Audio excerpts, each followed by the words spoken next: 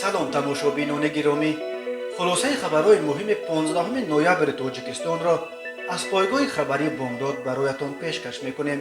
шурӯъ мекунем аз як нигоҳи кӯтоҳ ба сархати хабари муҳими рӯз дар ин барнома. боз як корманди фурудгоҳи душанбе дар ҷойи кораш худкушӣ кардааст. эълони 14 иттиҳоми нави терроризм ба зидди олими тоҷик абдусалом одиназода дар австралия. ҳалокати прокурори дарвоз дар сухтор. ёрдами писари каромат шарипов ба 18 муҳоҷири тоҷик дар архангельск. боздошти 22 муҳоҷир дар петербург дар пайи занозании як тоҷику як ӯзбек. овозхони тоҷики муқими русия манижа ба шафар мебарояд. медали биринҷи табрешо парпишоев дар чемпионати ҷаҳон оид ба самбои размӣ. як зани капитани милиса дар қубодиён 154 000 сомонӣ пора гирифтааст. дуздии 48 тонна ангишт, 2 қолин ва 2 мошин.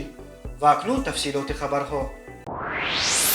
зафар ҷалолов, корманди хадамоти амнияти авиатсионии фурудгоҳи душанбе, субҳи 14 ноябр дар ҷойи кораш худкушӣ кардааст. манобеи пойгоҳи хабарии бомдод гуфтанд, ки зафар ҷалолов худро дар манораи сухторхомӯшкунӣ ба дор кашидааст.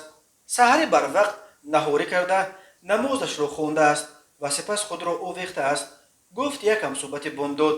иллати даст ба ҷони худ задани зафар ҷалолов равшан нест, дар ҳоле ки як манбаи бомдод гуфт, ки ӯ ҳам мисли шерафган хоҷақулов аз бемаошӣ даст ба худкушӣ задааст. манобеи дигари бомдод аз фурудгоҳ гуфт, ки ӯ мушкили молиявӣ надошт. зафар, худо раҳматаш кунад, ҳатто як андоза бойбача ба ҳисоб мерафт дар хадамоти амниятии авиатсионӣ, гуфт ӯ. бино ба иттилои дарёфтаи зафар ҷалолов, зодаи минтақаи кӯлоб ва ҷияни полковники амният ҷалолзода, сардори собиқи хадамоти амнияти авиатсионӣ будааст. ӯ ҳамагӣ 25 сол дошт ва қарор буд, ки ба наздикӣ издивоҷ кунад. ин бори аввал нест, ки кормандони фурудгоҳи душанбе дар ҷойи кор худкушӣ мекунанд. шерафган хоҷақулов, як корманди фурудгоҳи байналмилалии душанбе, 25 октябри соли 2020 дар ҷойи кораш худкушӣ карда буд.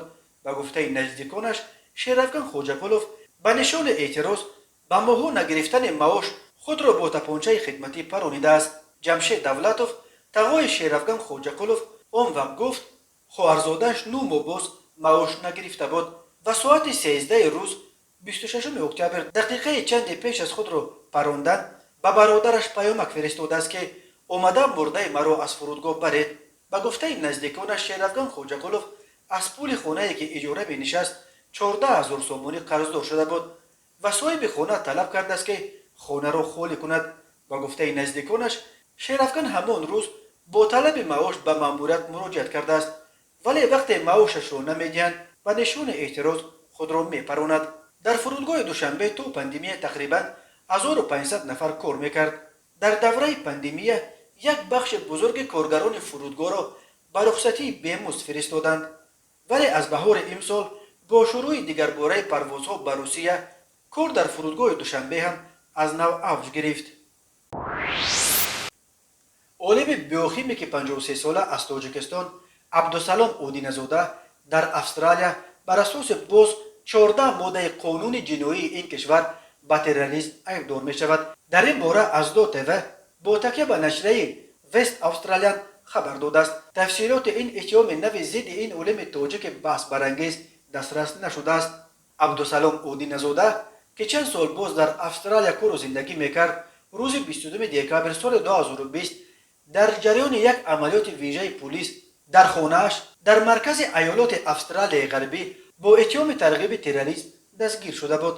он вақт ӯ бар асоси 4 моддаи қонун айбдор мешуд. абдусалом одиназода бо видеоҳои моҷаробарангезаш дар ютуб ва фейсбук, аз ҷумла бо ҳамлаҳояш ба исмоилиҳо ва ҳизби наҳзат ном бароварда буд.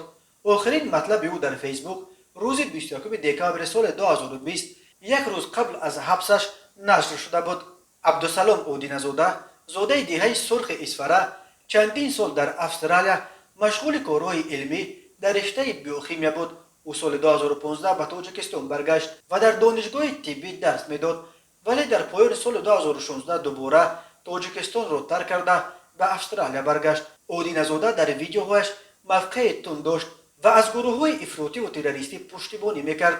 و بر رهبران اپوزیسیای توجک حمله میکرد. مقامات استرالیا او را در نشر مطلب‌های در اینترنت عیبدار میکنند که به عقیده پلیس به حمله‌های افراطی در خارج تشویق میکند.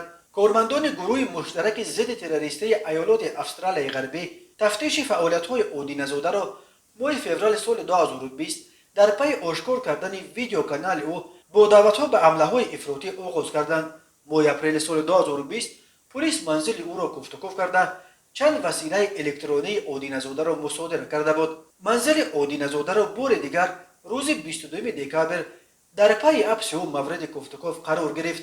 یاور کمیسر پلیس فدرالی استرالیا اسکات لی گفت مفتشان صدا ساعت را برای تحقیق به خرج دادند تا کار تا حبس اودی نژاد رسید. فرمانده پلیس ایالات استرالیای غربی پرایس سکانلند گفت این بازداشت به اهمیت هوشیاری و زیرکی در مسائل تروریسم در استرالیا تاکید میکند. مطلب‌های اینترنتی که به انجام دادن عمل‌های تروریستی دعوت میکنند میتواند آدمان را در هر گوشه جهان از جمله در جامعه ما فرا بگیرد و فوق‌العاده مهم است که ما نفران مسئول به چنین دعوت‌ها را آشکار میکنیم و به جوابگری بکشانیم، گفت سکانلند. پروکورور نویای درواز بختیار اقنظرزاده بر اثر سوختار در منزلش جان باخته است. به گفته منابع رادیوی آزادی حادثه شب گذشته 14 به 15 نوامبر در شهرک قلعه خم مرکز نویای درواز رخ داده است. تفصیلات دیگری تا حال دسترس نشده است و مقامات نیز در این باره شرحی ندادند. به گفته منابع آزادی تفتیش حادثه شروع شده است. بختیار اقنظرزاده پروکورور نویای درواز ولایت مختار کوهستان بدخشان بود. او سال 1999 رشته حقوق شناسی دانشگاه ملی تاجیکستان را ختم کرده سالهای زیاد در مقامات دادستانی ولایت ختلان، نویای شهر توس، عبدالرحمن جامی، یووان و پنج کار کرده است. بختیار اقنظرزاده مشاور عدلیه درجه 2 بود. شهاب شریپوف پسر حامی شناخته حقوق مهاجران تاجیک کرامت شریپوف روز 14 نوامبر برای کمک به 18 مهاجر تاجیک به ارخانگلسک رفته با آنها وخورده است. در نوار نوی که این مهاجران به پایگاه خبری بامداد فرستادند، این مهاجران از ناحیه عبدالرحمن جامی که در کنار شهاب شریپوف ایستادند میگویند صابر و دلیر شریپوف از شهرک شهیدان ناحیه 8 که آنها را فریب داده برای کار آوردند و پولشان را ندادند، برخلاف وعدهشان ساعت 12 به ملاقات او رزبار نآمدند. قرار بود که این کارفرمایان در حضور شهاب شریپوف با آن 18 مهاجر حساب و کتاب کنند و معلوم شود که کی از کی قرضدار است. مهاجران میگویند آنها از بیپولی مجبور شدند که از قوطی‌های پرتاف برای خود خوراک و لباس و پایافزال بجویند. حال ما را همه دید در اینجا و وقتی 25 روز آخر کسی ما را سراغ نکرد و ما 3 روز یگان چیز برای خوردن نیافتیم گریختیم از آنجا، نقل کرد در ویدیو یکی از مهاجران. شهاب شریپوف به آنها گفت این قضیه را حتما سفارت تاجیکستان تحت نظارت خود میگیرد. از این نترسید. گپتان را گویید به نمایندگان سفارت، حقتان را طلب کنید، حق به جانب شماست. مشوره داد پسر کرامت شریپوف به مهاجران. او همچنین نقل کرد که برابر پرداختن به این مسئله از دوشنبه به وی زنگ زده به قبل رزبار کردند. کارفرمایان ادعا کردند که گویا این 18 مهاجر نقشه کاری را اجرا نکردند، ولی مهاجران میگویند سبب اجرا نشدن نقشه آنها نیستند. شرکت کارفرما خودش نتوانست ساختمان را سر وقت با مسئله تامین کند. یک گروه مهاجران تاجیک عبارت از 18 نفر یک روز قبل با ارسال یک ویدیو به پایگاه خبری بامداد شکایت کردند که آنها را هنوز روز 3 ایول با وعده 40,000 روبل معاش از تاجیکستان به روسیه به شهر ارخانگلسک آوردند و آنها 4 ماه در یک ساختمان مربوط به شرکت پروگرستروی در کوچه پالین اسیپینکا بنای رقم 6 به پول کار کردند. در 4 ماه به 18 مهاجر تاجیک همگی 120,000 روبل دادند و اخیراً گفتند که آنها تا حال 1,912,000 روبل قرض دارند. این مهاجران تاجیک از سفارت تاجیکستان در روسیه، نمایندگی مهاجرت تاجیکستان و رهبران سازمان‌های تاجیکان روسیه خواهش و التجا دارند که آنها را از بند غلامی و تعقیب صابر و دلیر نجادیند. بعد فرار مردکاران تاجیک، صابر و دلیر تلفن‌هایشان را کشتند و به اداره بامداد میسر نشد که با آنها تماس بگیرد. و فکرشان را درباره این ماجرا پرسد. در پی زنوزنی دو نفر در یک آشخانه واقع در بازار میوه و سبزیجات سفیسکای بازا در شهر سانت پتربورگ روسیه 22 مهاجر را دستگیر کرده به شبهه های پلیس نویای فرونزه بردند. شام 14 نوامبر یک مرد به پلیس زنگ زده خبر داد است که در حدود سفیسکای بازا واقع در کوچه سفیسکای رقم 91 یگان 20 مهاجر زن و زنی دارند. وقتی کارمندان پلیس به جای حادثه آمدند معلوم شد که در آشخانه یک جوان تاجیک با یک ازبک زن و زنی کرده است. با این وجود پلیس 22 نفر را به شعبه پلیس برده 8 نفر آنها را بازداشت کرده است. از آن 7 نفرش شهروندان ازبکستان سن و سالشان از 22 تا 60 بوده. نسبت به این 7 نفر با اتهام ویران کردن قاعده های بود و باش در روسیه پروتکل ماموری ترتیب دادند. با آنها اکنون جریمه به مبلغ از 5 تا 7 هزار روبل و احتمال اخراج از روسیه با منع ورود به این کشور تهدید میکند. نفر هشتم دستگیر شده یک جوان 28 ساله زاده تاجیکستان با شهروندی روسیه بوده است.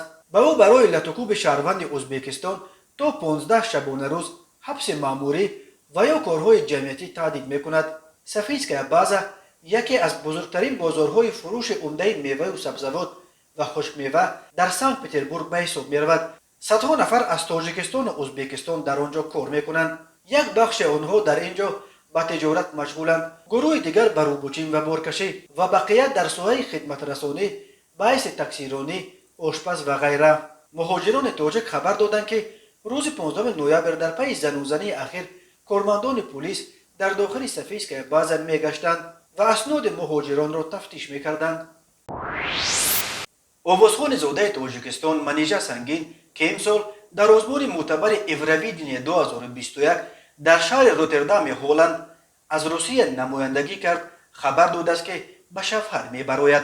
آوازخوان هنوز تابستان امسال از مرد دوست داشتهاش پیشنهاد ازدواج گرفته است، ولی در این باره تازه اکنون در برنامه خاطره و در اینستاگرام که به کاربران به یاد آوردن یک روز تابستان خود را پیشنهاد میکند خبر داد. من گفتم که ها، نوشته است منیژه با نشر عکسی که در آن در انگشتش انگشترین نکویی انداخته است. منیژه اسم داماد را آشکار نکرده است، ولی رسانه‌های روسی خبر دادند که او کارگردان و کلیپساز لادو کواتانیان است.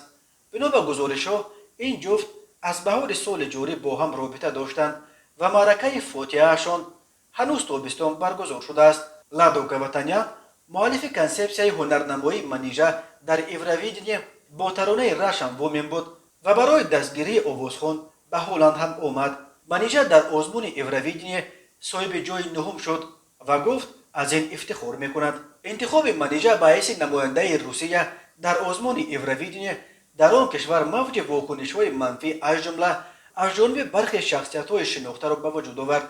بدبینان خود آن را که روسیه را در آزمون اساسی موسیقی اروپا یک زاده تاجیکستان نمایندگی میکند زیر شبهه گذاشتند. منیژه سنگین در پاسخ گفت مناسبت بدبینانه به پیروزی او همچون یک نفر زاده تاجیکستان نشان میدهد که مشکل ملتگرایی و بیگانه بدبینی در روسیه در سطح جدی وجود دارد. در اول ماه اپریل پرزیدنت تاجیکستان امامعلی رحمان در یک سخنرانیش از منیژه پشتیبانی کرد و گفت منیژه را بینید همه را سرگردان کرده است. بسیاری ها حتی یک دختر تاجیک را دیدن نمیتوانستند. امامعلی رحمان همچنین از منیژه ستایش کرد که همیشه با تاجیک و از تاجیکستان بودن خود تاکید میکند. احسن برای آنکه از تاجیکیت خود دست نمیکشد و همیشه میگوید که من تاجیک هستم، در تاجیکستان به دنیا آمدم. اگنسی مبارزه با کروپسی تاجیکستان روز 15 نوامبر خبر داد که تفتیش پیشکی پرونده جنایتی کاپیتان میلیسیا مطلوبه زیادعلیزاده و شریک او شهروند عبدالکریم عبداللهیف را انجام داده با تصدیق فکر عیبدارکنی این پرونده را به دادگاه ارسال کرده است. مرکز مطبوعات اگنسی مبارزه با کروپسیا در شرح این پرونده گفت شهروند عبداللهیف عبدالکریم رئوفوویچ در اساس مصلحت پیشکی با مفتش شعبه تفتیشات شعبه وزارت کارهای داخلی جمهوری تاجیکستان در نویه قبادیان کاپیتان میلیسیا مطلوبه زیادعلیزاده به باوری شهروند در آمده برای کمک نمودن در پرونده جنایتی نسبت به پسرش در 6 حالت مبلغ عمومی 154,000 سومانی حدود 13,600 دلار گرفته این مبلغ را تصرف نموده به منفعت آخرین یگان عمل معینی را اجرا نکردند. کاپیتان مطلوبه زیودلیزاده و شریک شهروند عبدالکریم عبداللهیف بر اساس بند ب قسم 4 ماده 247 کودکس جنایتی تاجیکستان به قلابی به مبلغ مخصوصا بزرگ عیبدار می شوند و اونا بر اساس این بند قانون همچون جزا جریمه به مبلغ از 1460 تا 2190 نشان دهنده و یا از 8 تا 12 سال زندان تهدید می کند. در این اواخر این اولین مورد بازداشت کارمندان میلیسای ولایت ختلان با اتهام دست داشتن در جنایت‌های کروپسیونی نیست. اگنت مبارزه با کروپسیون تاجیکستان روز 12 ایول خبر داده بود که تفتیش پیشکی پرونده جنایتی ظفر اکراموف سروکاله‌دار گروه مخصوص قسم منطقوی ریاست وزارت کارهای داخلی ولایت ختلان اوید به گروه نویه‌های منطقه کولوب را انجام داده این پرونده را به دادگاه سپرده است. ظفر اکراموف بر اساس ماده 247 کودکس جنایتی تاجیکستان به قلابی عیبدار می شود. به ظفر اکراموف برای قلابی به مبلغ مخصوصا کلان با استفاده از مقام دولتی جریمه و یا تا 12 سال حکم زندان تهدید می کند. اگنتی مبارزه با کروپسیون در گزارش‌هایش مقامات کارهای داخلی را پیوسته در قطار نهادهای دولتی از همه فساد زده نام بر می کند. تاجیکستان در عموم یکی از کشورهای فساد زده ترین دنیا به شمار رفته. در گزارش اخیر سازمان ترانسپرنسی اینترنشنال در بین 180 کشور از لحاظ سطح فساد در مقام 149 قرار داده شده است. روز 14 نوامبر در روز سیوم و نهایی چمپیونات جهان اوید به سامبو در شهر تاشکند ازبکستان تبریزشو پرپیشویف در مسابقات سامبو رزمی در وزن 79 کیلو با گرفتن جای سیوم و مدال برنجی سزاوار شد. پرپیشویف در نیم فینال از ورزشگر تیم میزبان فرقت روزیف مغلوب گردید. به این ترتیب تیم منتخب سامبو تاجیکستان از چمپیونات جهان با 3 مدال، 1 طلا، 1 نقره، 1 برنجی برگشت. یادآور می‌شویم چمپیون ها 4000 دلار، برندگان مدال نقره 3000 دلار و برندگان مدال برنجی 2000 دلار جایزه گرفتند. طور قبلا خبر دادیم روز 12 نوامبر در روز اول رقابت ها در سامبو ورزشی اکمالدین کریموف در وزن تا 58 کیلوگرم با گرفتن مدال طلا و خوشقدم خسروف 64 کیلوگرم با گرفتن مدال نقره مشرف شدند. اکمالدین کریموف پنجمین پهلوان تاجیک است که بعد سال 1991 در کشتن سامبو صاحب عنوان چمپیون جهان شدند. سال 2005 سیرالدین اکراموف، سال 2009 ایرج رحیموف در سامبو رزمی، سال 2017 بیروز خواجه‌زاده و سال 2018 خوشقدم خسروف در سامبو ورزشی چمپیون جهان شده بودند.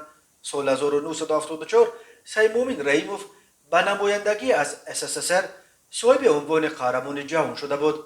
بنا به اطلاع سامانه کمیته ملی المپی تاجیکستان پهلوانان تاجیک از سال 1993 در چمپیونات جهان اشتراک میکنند و تا امروز 48 مدال، 5 طلا، 16 نقره، 27 برنجی به دست آوردند. تاجیکستان را در چمپیونات جهان 13 ورزشگر نمایندگی میکردند. از تاجیکستان برای اشتراک در این چمپیونات 14 نفر نامنوی شده بود ولی باباخان میرزازاده را که میبایست در وزن تا 58 کیلو در مسابقات سامبو رزمی رقابت کند یک روز قبل از سفر تاشکند ابلاغ کرده به خدمت حربی بردند. و حالا یک مرور کوتاه به اخبار کریمینالی و حادثه های ناخوش روز. به شعبه وزارت کارهای داخلی یکی در نوحه سینا با عریضه زن 49 ساله ساکن نوحه مذکور مراجعت نموده است که 31 اکتبر سال 2021 تخمینا ساعت 9:20 شخصان نامعلوم با راه پنهانی وارد تاخانه منزل استقامتی شده از آنجا 2 عدد قالین را دزدیده از جای حادثه غیب زدند. ضرری رسانیده شده 25000 سومانی را تشکیل می‌دهد. هنگام گذرانیدن چاره‌بینی‌های اپراتیوی جستجویی از جانب کارمندان میلیشیا مرد 27 ساله ساکن جماعت دیهات عینی نوحه ورزاب با گمان صادر نمودن جنایت دزدی دستگیر کرده شد. اینچنین به شعبه وزارت کارهای داخلی در نوحه مشا مکتوب رهبریت شرکت قدرت 2010 وارد گردیده است که 3 نوامبر سال 2021 از خرمنهای حدود نوحه مذکور شخصان نامعلوم بارای پنهانی به مقدار عمومی 48 تن انگشت را دزدیده از جای حادثه غیب زدند. ضرری رسانیده شده 27840 سامانی را تشکیل می‌دهد. هنگام گذراندن چاره‌بینی‌های اپراتیوی جستجویی از جانب کارمندان میلیسیا 6 نفر مردان از 25 تا 34 ساله ساکنان جماعت دیهات تاجیک نویه کوهستان مشا همچون گمانبر در صادر نمودن جنایت دزدی دستگیر کرده شدند. اوید به این حادثه پرونده جنایتی با ماده 244 قسم 2 کودکس جنایتی جمهوری تاجیکستان آغاز کرده شده تفتیشات ادامه دارد. در نتیجه برگزار نمودن چاره‌بینی‌های اپراتیوی جستجویی از جانب کارمندان میلیسیا جوان 25 ساله ساکن جماعت دیهات شریف و شهر کانه‌بادام که پیش با ماده‌های 252 و 244 و 244 کودکس جنایتی جمهوری تاجیکستان سود شده است، با گمان غیر قانونی هی کرده بردن اتومبیل یا دیگر واسطه‌های نقلیات بدون مقصد تصرف دستگیر کرده شد.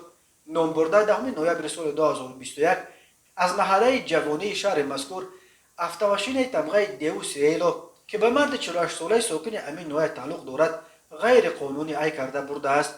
نسبت گمان برشونده پرونده جنایتی با ماده 252 قسم 2 کودکس جنایتی جمهوری تاجیکستان آغاز کرده شده تفتیشات ادامه دارد. اینچنین نامبرده با امین را 9 نوامبر سال 2021 تخمینا ساعت 13:30 از نزد یکی از بناهای محلی جوانی شهر کانه‌بادام اتومبیل تمغه دیو سیلو که به مرد 26 ساله ساکن جماعت دیوت قلدان تعلق دارد غیر قانونی ای کرده برده است.